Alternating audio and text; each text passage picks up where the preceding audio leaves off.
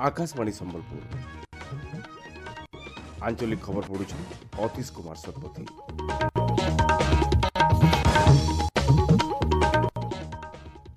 जुहार पहला मुख्य खबर।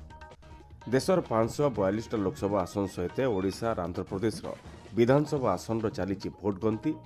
वाराणसी लोकसभा आसन जीतिले प्रधानमंत्री नरेंद्र मोदी। वायनाड लोकसभा आसन जीतिले कांग्रेस वरिष्ठ नेता राहुल गांधी। राज्य 80टा विधानसभा आसन थी बीजेपी आगड़े रही बेले 50टा आसन थी आगड़े रही बीजेडी और राज्य 21टा लोकसभा आसन 19टा आसन थी आगड़े रही बीजेपी।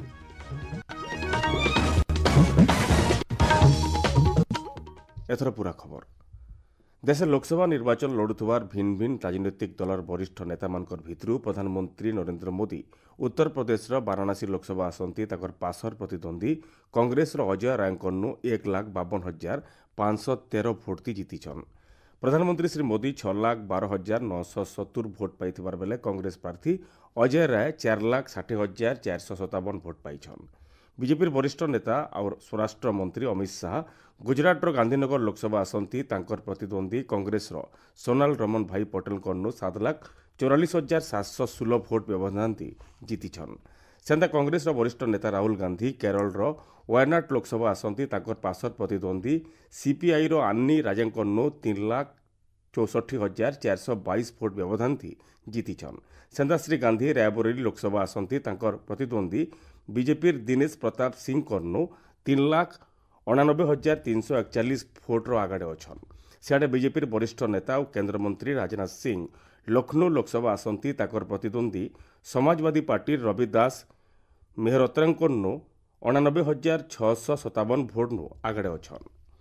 बीजेपी वरिष्ठ नेता केन्द्र मंत्री नितिन गडकरी महाराष्ट्र नागपुर आसंती प्रतिद्वंदी कांग्रेस विकास ठाकरे 1,34,000 अधिका भोट आगड़े अच्छन। सेंता कोटा लोकसभा आसंती लोकसभा बाचस्पति और बीजेपी प्रार्थी ओम बिरला प्रतिद्वंदी कांग्रेस प्रहलाद गुंजल 41,000 अधिका भोट आगड़े अच्छन। राज्यर 147टा विधानसभा आसन लगी होता निर्वाचन बीजेपी प्रार्थी माने 80टा आसन आगड़े बेले विजु जनता दल प्रार्थी माने 49टा आसन आगे अच्छन। इतार छड़ा कांग्रेस 14 आसन आगे रही। सेंता किसी जगह निर्वाचन फलाफल घोषणा होता बेले आउ केते जगह भोट गणना चली। एबतक मिली सूचना अनुसार भारतीय जनता पार्टी झारसुगुड़ा विधानसभा और ब्रजराजनगर विधानसभा थी विजयी होती। झारसुगुड़ा बीजेपी प्रार्थी टंकधर त्रिपाठी पासर प्रतिद्वंदी बीजेडी प्रार्थी दीपाली दास कन्नु 1,333 भोट व्यवधान जीतिछन। सेंता ब्रजराजनगर विधानसभा आसन बीजेपी प्रार्थी सुरेश पुजारी पासर प्रतिद्वंदी बीजेडी प्रार्थी अलका महांती कन्नु 26,582 भोट व्यवधान जीतिछन। सेंता बरगढ़ विधानसभा आसंती बीजेपी प्रार्थी अश्विनी षडंगी पासर प्रतिद्वंदी बीजेडी प्रार्थी देवेश आचार्य 4,643 भोट व्यवधान जीतिछन। अताबिरा विधानसभा आसंती बीजेपी निहार रंजन महानंद पासर प्रतिद्वंदी बीजेडी स्नेहांगिनी छुरिया 28,672 भोट व्यवधान जीतिछन। भटली विधानसभा आसंती बीजेपी इराशीष आचार्य 1,07,508 भोट पाइक जीतिछन। बीजेपुर विधानसभा आसंती बीजेपी सनत कुमार गड़तिया पासर प्रतिद्वंदी बीजेडी रीता साहू 9,989 भोट व्यवधान जीतिछन। बलांगीर जिला टिटलागढ़ विधानसभा आसंती बीजेपी नवीन कुमार जैन पासर प्रतिद्वंदी बीजेडी टुकुनी साहू 17,257 भोट व्यवधान जीतिछन। सुवर्णपुर जिलार बीरमहाराजपुर विधानसभा आसंती बीजेपी प्रार्थी रघुनाथ जगदला पासर प्रतिद्वंदी बीजेडी प्रार्थी पद्मनाभ बेहेरा 18,550 भोट व्यवधान जीतिछन। सुवर्णपुर विधानसभा आसंती बीजेडी प्रार्थी निरंजन पुजारी पाखर प्रतिद्वंदी बीजेपी प्रमोद महापात्र 15,121 भोट व्यवधान जीतिछन। बौद्ध जिला कंटामाल विधानसभा आसंती बीजेपी कन्हई चरण डांग बीजेडी महिधर रणा 7,025 भोट व्यवधान जीतिछन। बौद्ध विधानसभा आसंती बीजेपी सूरज कुमार प्रधान पासर प्रतिद्वंदी बीजेडी प्रदीप कुमार अमात 2,702 भोट व्यवधान जीतिछन। सुंदरगढ़ जिला रघुनाथपाली विधानसभा आसंती बीजेपी दुर्गाचरण तंती पासर प्रतिद्वंदी बीजेडी अर्चना लेखा बेहरा 5,652 भोट व्यवधान जीतिछन। राउरकेला विधानसभा आसंती बीजेडी शारदा प्रसाद नायक पासर प्रतिद्वंदी बीजेपी दिलीप कुमार राय 3,552 भोट व्यवधान जीतिछन। ସମ୍ବଲପୁର ବିଧାନସଭା ଆସନ୍ତି ବିଜେପିର ଜୟନାରାୟଣ ମିଶ୍ର ତାଙ୍କର ପାସର ପ୍ରତିଦ୍ୱନ୍ଦ୍ୱୀ ବିଜେଡି ପ୍ରାର୍ଥୀ ରୋହିତ ପୂଜାରୀଙ୍କନୁ 4059 ଭୋଟ ବ୍ୟବଧାନରେ ଜିତିଛନ୍। ରେଢ଼ାଖୋଲ ବିଧାନସଭା ଆସନ୍ତି ବିଜେଡି ପ୍ରସନ୍ନ ଆଚାର୍ଯ୍ୟ ତାଙ୍କର ପାସର ପ୍ରତିଦ୍ୱନ୍ଦ୍ୱୀ ବିଜେପି ପ୍ରାର୍ଥୀ ଦେବେନ୍ଦ୍ର ମହାପାତ୍ରଙ୍କନୁ 4960 ଭୋଟ ବ୍ୟବଧାନରେ ଜିତିଛନ୍। କୁଚିଣ୍ଡା ବିଧାନସଭା ଆସନ୍ତି ବିଜେପିର ରବିନାରାୟଣ ନାୟକ ତାଙ୍କର ପାସର ପ୍ରତିଦ୍ୱନ୍ଦ୍ୱୀ ବିଜେଡି ରାଜେନ୍ଦ୍ର କୁମାର ଛତ୍ରିଆଙ୍କନୁ 31,654 ଭୋଟ ବ୍ୟବଧାନରେ ଜିତିଛନ୍। ରେଙ୍ଗାଲି ବିଧାନସଭା ଆସନ୍ତି ବିଜେଡିର ସୁଦର୍ଶନ ହରିପାଲ ତାଙ୍କର ପାସର ପ୍ରତିଦ୍ୱନ୍ଦ୍ୱୀ ବିଜେପିର ନାଉରୀ ନାୟକନୁ 3212 ଭୋଟ ବ୍ୟବଧାନରେ ଜିତିଛନ୍। 2024 ସମ୍ବଲପୁର ସଂସଦୀୟ କ୍ଷେତ୍ରରେ ହେଭିୱେଟ୍ଙ୍କ ମଧ୍ୟରେ ଲଢ଼େଇ ଦେଖିବାକୁ ମିଳିଥିଲା। ବିଜେପିରୁ କେନ୍ଦ୍ରମନ୍ତ୍ରୀ ଧର୍ମେନ୍ଦ୍ର ପ୍ରଧାନ ପ୍ରାର୍ଥୀ ହୋଇଥିବା ବେଳେ ବିଜେଡିରୁ ପ୍ରଣବ ପ୍ରକାଶ ଦାସ ପ୍ରାର୍ଥୀ ହୋଇଥିଲେ। ଏନେଇ ଲୋକସଭା କ୍ଷେତ୍ରରେ ଗଣତି ଜାରି ରହିଥିବା ବେଳେ ଧର୍ମେନ୍ଦ୍ର ପ୍ରଧାନ ନିକଟତମ ପ୍ରତିଦ୍ୱନ୍ଦ୍ୱୀ ପ୍ରଣବ ପ୍ରକାଶ ଦାସଙ୍କଠାରୁ 1,17,068 ଖଣ୍ଡ ଭୋଟରେ ଆଗୁଆ ରହିଥିବା ବେଳେ ଆଉ ଅଳ୍ପ ରାଉଣ୍ଡ ଗଣତି ବାକି ରହିଛି। ସେହିପରି ସମ୍ବଲପୁର ବିଧାନସଭା ଆସନରେ ବିଜେପି ପ୍ରାର୍ଥୀ ଜୟ ନାରାୟଣ ମିଶ୍ର ନିକଟତମ ପ୍ରତିଦ୍ୱନ୍ଦ୍ୱୀ ବିଜେଡି ପ୍ରାର୍ଥୀ ରୋହିତ ପୂଜାରୀଙ୍କୁ 5,332 ଖଣ୍ଡ ଭୋଟରେ ପରାସ୍ତ କରିଛନ୍ତି। କୁଚିଣ୍ଡା ବିଧାନସଭା ଆସନରେ ବିଜେପି ପ୍ରାର୍ଥୀ ରବି ନାରାୟଣ ନାୟକ ନିକଟତମ ପ୍ରତିଦ୍ୱନ୍ଦ୍ୱୀ ବିଜେଡିର ରାଜେନ୍ଦ୍ର ଛତ୍ରିଆଙ୍କୁ 32,220 ଖଣ୍ଡ ଭୋଟରେ ପରାଜିତ କରିଛନ୍ତି। ରେଢ଼ାଖୋଲ ବିଧାନସଭା ଆସନରେ ବିଜେଡି ପ୍ରାର୍ଥୀ ପ୍ରସନ୍ନ ଆଚାର୍ଯ୍ୟ ନିକଟତମ ପ୍ରତିଦ୍ୱନ୍ଦ୍ୱୀ ବିଜେପିର ଦେବେନ୍ଦ୍ର ମହାପାତ୍ରଙ୍କୁ 4,960 ଖଣ୍ଡ ଭୋଟରେ ପରାସ୍ତ କରିଛନ୍ତି। ସେହିପରି ରେଙ୍ଗାଲି ବିଧାନସଭା ଆସନରେ ବିଜେଡି ପ୍ରାର୍ଥୀ ସୁଦର୍ଶନ ହରିପାଲ ନିକଟତମ ପ୍ରତିଦ୍ୱନ୍ଦ୍ୱୀ ନାଉରୀ ନାୟକଙ୍କୁ 3,212 ଖଣ୍ଡ ଭୋଟରେ ପରାଜିତ କରିଛନ୍ତି। ଆକାଶବାଣୀ ସମ୍ବାଦ ପାଇଁ ସମ୍ବଲପୁରରୁ ମୁଁ ଗୁଣମଣି ବିଶ୍ୱାଳ। କଳାହାଣ୍ଡି ଜିଲ୍ଲା ଧର୍ମଗଡ଼ ବିଧାନସଭା ଆସନ୍ତି ବିଜେଡିର ସୁଧୀର ରଞ୍ଜନ ପାଟଜୋଶୀ ତାଙ୍କର ପାସର ପ୍ରତିଦ୍ୱନ୍ଦ୍ୱୀ ବିଜେଡିର ପୁଷ୍ପେନ୍ଦ୍ର ସିଂଦେଓଙ୍କନୁ 18,927 ଭୋଟ ବ୍ୟବଧାନରେ ଜିତିଛନ୍।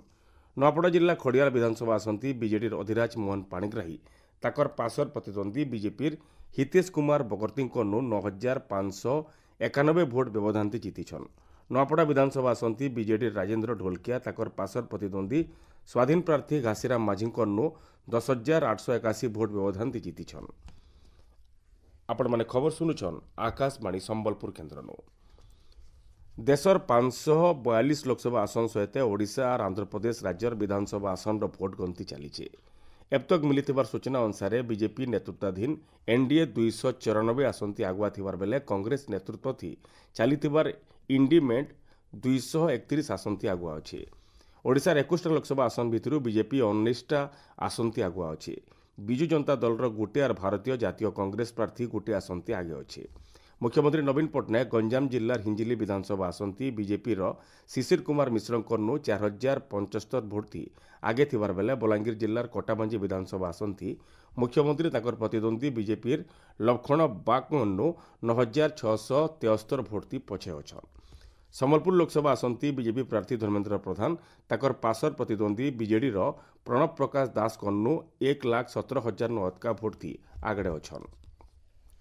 ସାନ୍ଦା ବରଗଡ଼ ଲୋକସଭା ଆସନ୍ତି ବିଜେପି ପ୍ରାର୍ଥୀ ପ୍ରଦୀପ ପୁରୋହିତ ତାଙ୍କର ପାସର ପ୍ରତିଦ୍ୱନ୍ଦ୍ୱୀ ବିଜେଡି ପ୍ରାର୍ଥିନୀ ପରିଣୀତା ମିଶ୍ରଙ୍କନୁ 2,51,000 ଭୋଟ ଆଗେ ଅଛନ୍। ବଲାଙ୍ଗୀର ଲୋକସଭା ଆସନ୍ତି ବିଜେପି ପ୍ରାର୍ଥୀ ସଙ୍ଗୀତା କୁମାରୀ ସିଂଦେଓ ତାଙ୍କର ପ୍ରତିଦ୍ୱନ୍ଦ୍ୱୀ ବିଜେଡିର ସୁରେନ୍ଦ୍ର ସିଂ ଭୋଇଙ୍କଠାନୁ 1,15,000 ଭୋଟ ଆଗରେ ଅଛନ୍। ସୁନ୍ଦରଗଡ଼ ଲୋକସଭା ଆସନ୍ତି ବିଜେପିର ଜୁଏଲ ଓରାମ ତାଙ୍କର ପ୍ରତିଦ୍ୱନ୍ଦ୍ୱୀ ବିଜେଡିର ଦିଲ୍ଲୀପ ତିର୍କିଙ୍କଠାନୁ 1,36,000 ଭୋଟ ଆଗରେ ରହିଛନ୍।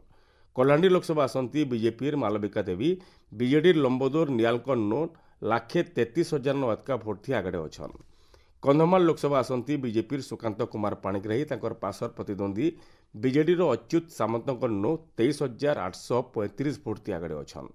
ପୁରୀ ଲୋକସଭା ଆସନ୍ତି ବିଜେପି ପ୍ରାର୍ଥୀ ସମ୍ବିତ ପାତ୍ର ତାଙ୍କର ପ୍ରତିଦ୍ୱନ୍ଦ୍ୱୀ ବିଜେଡିର ଅରୁପ ମୋହନ ପଟ୍ଟନାୟକନୁ 1,00,000 ଭୋଟ ଆଗରେ ଅଛନ୍।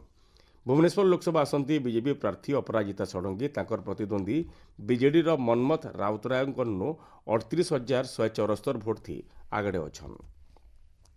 ଯାଜପୁର ଲୋକସଭା ଆସନ୍ତି ବିଜେଡି ପ୍ରାର୍ଥିନୀ ଶର୍ମିଷ୍ଠା ସେଠୀ ତାଙ୍କର ପାସର ପ୍ରତିଦ୍ୱନ୍ଦ୍ୱୀ ବିଜେପିର ରବୀନ୍ଦ୍ର ନାରାୟଣ ବେହେରାଙ୍କନୁ 6,917 ଭୋଟ ଆଗରେ ଅଛନ୍। କୋରାପୁଟ ଲୋକସଭା ଆସନ୍ତି କଂଗ୍ରେସ ପ୍ରାର୍ଥୀ ସପ୍ତଗିରି ଉଲାକା ତାଙ୍କର ପାସର ପ୍ରତିଦ୍ୱନ୍ଦ୍ୱୀ କୌଶଲ୍ୟା ହିକ୍କାଙ୍କନୁ 1,29,000 ଭୋଟ ଆଗରେ ଅଛନ୍। ଶେଷ ମୁଖ୍ୟ ଖବର ଫେରଖାଏ ଦେଶର 542 ଲୋକସଭା ଆସନ ସହିତ ଓଡ଼ିଶା ଆର୍ ଆନ୍ଧ୍ରପ୍ରଦେଶର ବିଧାନସଭା ଆସନର ଚାଲିଛି ଭୋଟ ଗଣତି। वाराणसी लोकसभा आसन जीतिले प्रधानमंत्री नरेंद्र मोदी। वायनाड लोकसभा आसन जीतिले कांग्रेस वरिष्ठ नेता राहुल गांधी। राज्य 80टा विधानसभा आसंती बीजेपी आगड़े रही बेले 50टा आसंती आगड़े रही बीजेडी आउर राज्य 21टा लोकसभा आसन 19टा आसंती आगड़े रही बीजेपी। आज आंचलिक खबर न्यूज शेष है। जुहार।